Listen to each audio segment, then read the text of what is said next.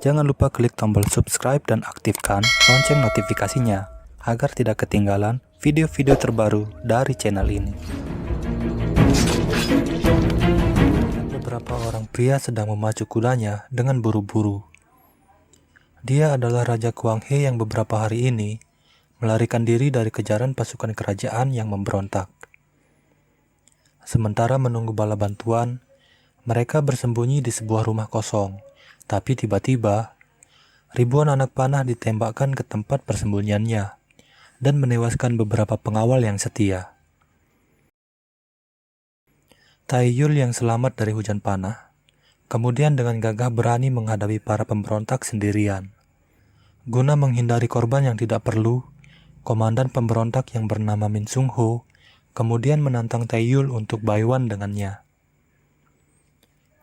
Diketahui Taiyul dan Sung Ho dulunya merupakan pengawal pribadi dari Raja Kuang He. Akan tetapi karena bujuk rayu para pejabat, akhirnya Sung Ho meninggalkan Raja Kuang He dan menjadi musuhan dengan Taiyul. Sialnya dalam pertarungan ini mata Taiyul kelilipan, sehingga memberikan Sung Ho kesempatan untuk menyerangnya. Ketika Sung Ho akan menebas Taiyul, dia dihentikan oleh Raja Kuang He yang memilih untuk menyerah. 18 tahun kemudian Taiyul hidup tenang, jauh dari pemukiman bersama anak gadisnya yang bernama Taeok. Suatu hari ketika sedang berburu, penyakit Taiyul kambuh dan hampir membuatnya pingsan. Karena kondisi matanya sudah sangat parah, mereka disarankan untuk pergi ke Hua Sintang guna mencari obat. Si tabib yakin bahwa mereka akan mendapat obat jika menyebut namanya. Taeok berusaha membujuk ayahnya agar mau pergi ke Hua Sintang. Namun entah mengapa ayahnya menolak pergi ke sana, yang membuat Taeok menjadi bingung. Setelah mengancam akan pergi sendiri, Taeyul akhirnya mengalah dan setuju untuk pergi bersama Taeok. Keesokan harinya mereka pun turun gunung dan pergi menuju Hua Sintang. Saat melewati pasar, Taeok melihat ada keributan dan karena penasaran, dia pun berjalan mendatanginya. Ternyata keributan itu disebabkan oleh para pedagang budak yang sedang menjual istri dari salah seorang warga setempat. Semenjak pergantian kekuasaan, negara Joseon menjadi semakin lemah yang membuatnya tidak bisa bersaing dengan negara tetangga seperti Qing dan Ming. Para pedagang budak ini berasal dari negeri Qing dan dibekingi salah seorang kerabat kerajaan, sehingga para petugas keamanan tidak bisa berbuat apa-apa. Di tempat lain, seorang pejabat Joseon bernama Lee Man-hyuk sedang menjamu utusan dari negeri Qing. Kemudian salah seorang kerabat kerajaan dari negeri Qing datang dan bergabung. Dia adalah Guru Tai, salah seorang pendekar pedang terbaik dari negeri Qing, dan juga ketua kelompok Huang yang adalah para pedagang budak. Di tengah diskusi mereka, suasana menjadi panas. Guru Tai dengan sengaja menghina kerajaan Joseon yang membuat Min Sung Ho menjadi geram. Untuk meredakan suasana, dia kemudian menantang Sung Ho melawan salah seorang anak buahnya.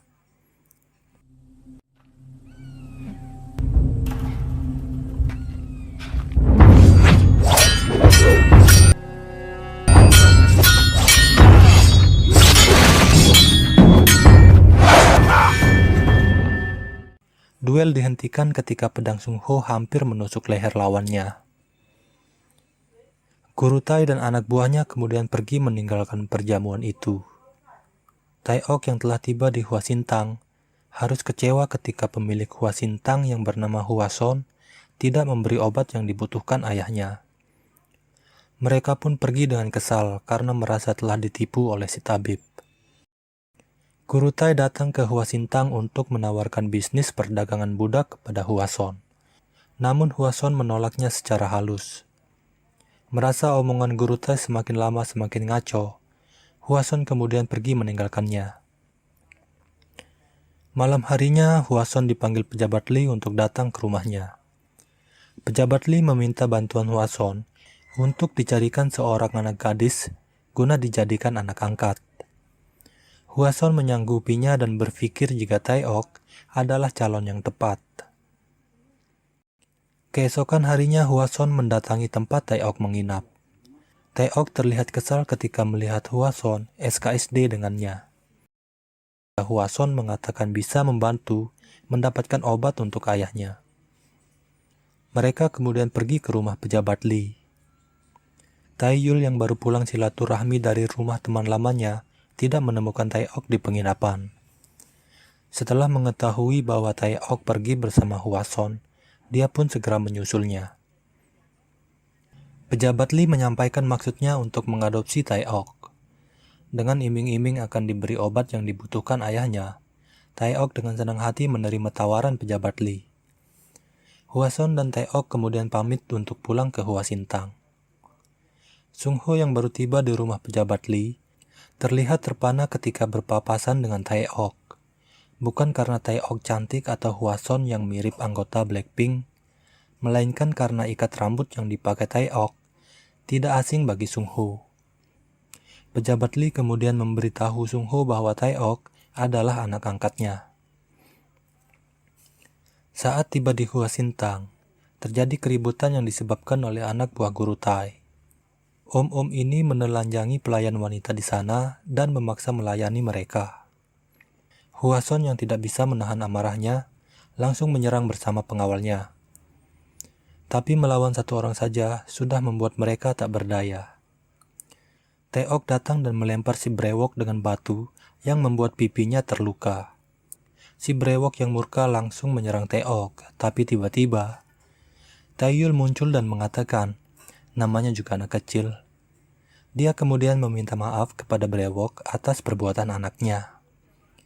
Si brewok akan memaafkan Taeok jika Taeyul minta maaf sambil berlutut. Taeyul pun menuruti kemauan si brewok, tapi si gundul di belakang brewok langsung menyerang Taeyul. Akhirnya Taeyul menunjukkan kemampuannya. Si gundul dianiaya dengan hanya tongkat kecil yang dibawanya. Mereka pun hanya bisa tersipu malu karena telah menyinggung orang yang salah. Di kejauhan, Sungho yang melihat kemunculan Taeyul kemungkinan sudah bisa menyimpulkan siapa sebenarnya Taeok. Di malam hari, Taeyul kemudian menceritakan kebenaran tentang Taeok yang ternyata bukanlah anaknya. Taeok adalah putri dari Raja Kwanghe yang dulu dikudeta oleh para pejabatnya yang haus akan kekuasaan. Dan Taeyul adalah pengawal yang dipercayakan untuk merawatnya. Taeok yang tidak ingin lagi menjadi beban bagi Taeyul, akhirnya diam-diam pergi meninggalkan Taeyul menuju rumah pejabat Lee. Tapi, ternyata keputusannya ini adalah awal dari bencana bagi dirinya. Keesokan paginya, anak buah guru Tai menceritakan bahwa mereka telah dikalahkan oleh seorang pendekar misterius yang sangat hebat. Guru Tai yang penasaran langsung mengirim pasukan terbaiknya untuk menemukan pendekar misterius itu. Selanjutnya dia menugaskan si brewok dan kawan-kawan untuk mengundang Sungho ke tempatnya. Guru Tai tertarik dengan kemampuan pedang Sungho dan ingin agar Sungho bisa bergabung menjadi pengikutnya. Dia pun menawarkan harta, tahta, wanita bagi Sungho, tapi Sungho yang setia pada tanah air beta menolak tawaran guru Tai dan langsung pergi dari sana. Sebenarnya Sungho sangat kecewa dengan pemerintahan yang sekarang. Para pejabat terlalu mementingkan diri sendiri dan tidak memperdulikan rakyatnya. Lebih parah lagi, dana bansos pun mereka korupsi yang notabene-nya diperuntukkan bagi rakyat miskin dan kurang mampu. Sungho sangat menyesal telah membantu menggulingkan Raja Kwanghe. Dia pun memutuskan pensiun dari pemerintahan dan menjalani hidup apa adanya. Di tempat lain, Taeyul yang tidak mendapati Taeok di penginapan memutuskan untuk mencarinya. Saat melewati hutan, pasukan yang dikirim guru Tai menyergap dan menyerangnya. Taeyul yang sedang buru-buru, tanpa basa-basi langsung membantai mereka.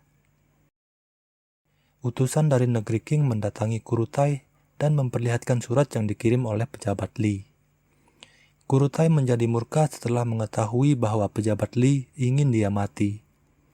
Malam harinya, guru Tai datang bersama pasukannya dan membantai orang-orang di rumah pejabat Lee. Taeok pun diseret dan hampir mati di penggal Kurutai yang menyangka Taeok adalah anak pejabat Lee. Di sini akhirnya diketahui maksud pejabat Lee ingin mengadopsi Taeok. Ternyata dia ingin menyamarkan anak kandungnya agar selamat dari konflik dengan negara Qing. Beruntung si brewok yang mengenali Taeok menghentikan Kurutai dan mengatakan bahwa Taeok adalah putri pendekar misterius itu. Sung Ho juga datang dan meminta agar Taeok tidak dibunuh. Sebagai kompensasinya, dia akan bergabung dan menjadi pengikut Kurutai.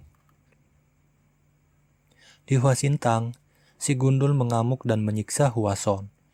Dia ingin menemukan dan membalas Taeyul yang telah mempermalukannya.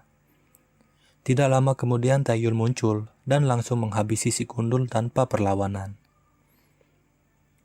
Taeyul datang untuk mencari Taeok yang kemudian langsung diajak Hwason pergi ke rumah pejabat Lee.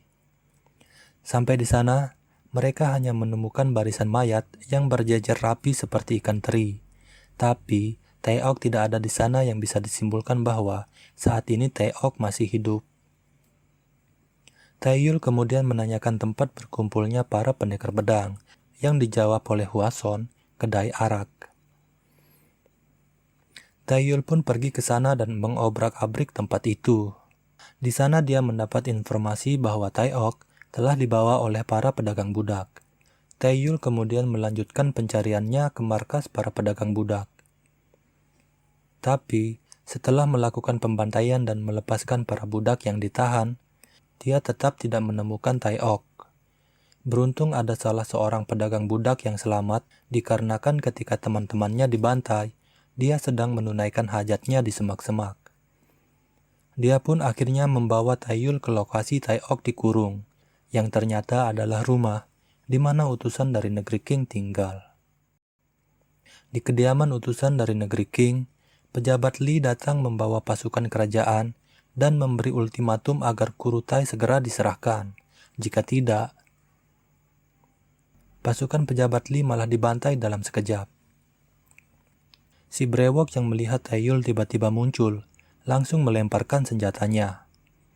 Si brewok dan rekannya masih tidak bisa mengalahkan Taeyul. Pasukan bersenjata tiba dan membantu si brewok. Lagi-lagi kembali Taeyul harus melakukan pembantaian. Para penembak tidak bisa melumpuhkan Taeyul yang pergerakannya gesit dan irit. Taeyul membunuh pasukan itu satu persatu tanpa kesulitan. Tapi, pasukan pembunuh Kurutai yang terlatih membuat Taeyul bertarung habis-habisan. Beberapa kali dia harus rela terkena sabetan dan tusukan yang tidak bisa dihindarinya. Pada akhirnya Taeyul menghabisi semua orang di sana. Tapi sangat disayangkan, si brewok berhasil melarikan diri. Taeyul yang sudah sangat kelelahan, ditambah dengan penyakit di matanya yang kambuh, akhirnya terjatuh dan pingsan. Si brewok yang selamat melapor kepada Kurutai bahwa semua pasukannya telah dibabat habis oleh Taeyul. Kurutai yang direndam amarah langsung menghabisi si brewok yang tidak becus. Taeyul terbangun di Hwasintang dan mendapati luka-lukanya telah diobati oleh Hwason. Matanya juga kembali normal dan kini bisa melihat dengan baik. Hwason menyarankan agar Taeyul istirahat dulu, tapi karena sangat khawatir akan keselamatan Taeok, Taeyul pun pergi tanpa basa-basi. Taeyul lalu pergi mengunjungi teman lamanya yang adalah seorang pandai besi. Di sana dia diberitahu jika kelompok Kurutai ada di dermaga. Dia juga diberikan pedang baru yang mirip dengan pedang lamanya. Tak ingin menghabiskan waktu, Taeyul pun memacu kudanya menuju dermaga. Sampai di dermaga, dia dihadang oleh Sung Ho yang memintanya untuk menyerah, tapi Taeyul pun bertarung kembali melawan Sung Ho setelah sekian tahun lamanya. Namun Taeyul yang dulu bukanlah yang sekarang. Taeyul mengalahkan Sung Ho tanpa membuatnya terluka, tapi Kurutai muncul dan membunuh Sung Ho yang dianggap tidak berguna. Kurutai kemudian menantang Taeyul untuk bayuan dengannya. Jika Taeyul menang, maka Taeok akan dibebaskan tanpa syarat. Taeyul pun mengikuti Kurutai ke arena di mana telah hadir utusan dari negeri Qing, Sung Ho dan pengawalnya, dan Taeok yang dijaga ketat oleh harem Kurutai. Melihat Taeok yang diperlakukan layaknya hewan peliharaan, membuat Taeyul tidak fokus melawan Kurutai. Beberapa kali dia terkena sabetan pedangnya, tapi dengan semangat baja dan tekad besinya, Taeyul berhasil menipu pergerakan Kurutai untuk mendekati Taeok dan menebas leher harem Kurutai. Kurutai yang kalap melihat haremnya terkapar, menyerang dengan membabi buta tanpa memperhatikan kode etik perpedangan yang membuat lehernya tersayat dan dadanya tertusuk pedang Taeyul yang mengakhiri hidupnya. Selesai sudah perjalanan Taeyul menyelamatkan anak gadisnya dari perbudakan.